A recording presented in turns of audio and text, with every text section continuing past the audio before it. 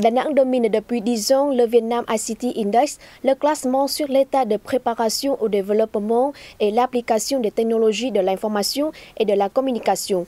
La ville côtière du centre compte sur la modernisation des infrastructures et le développement des ressources humaines pour attirer les investisseurs.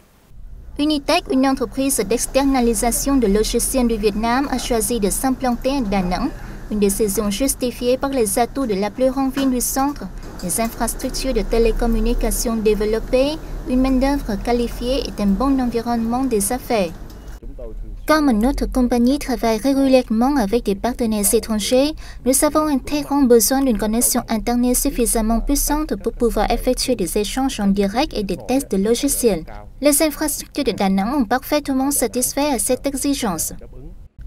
Unitech est l'une des près de 700 entreprises de technologie de l'information qui fournissent 5 groupes de services: fabrication, externalisation et fourniture de services logiciels, services de distribution et d'achat de produits informatiques, fabrication, assemblage et fourniture de services électroniques, production et fourniture de services de contenu numérique et autres services.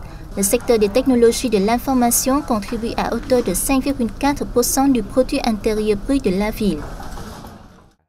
Da Nang prévoit de développer ses infrastructures de technologie de l'information. La ville envisage de continuer de construire des parcs de logiciels, des centres de technologie de l'information centralisés pour favoriser le développement des entreprises versées dans ce domaine.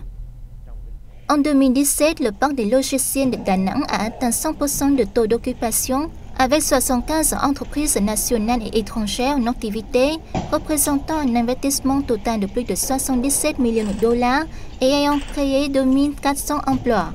Le secteur de l'information et de la communication de Da Nang a réalisé un chiffre d'affaires total de 967 millions de dollars, soit une hausse de 9% par rapport à 2016.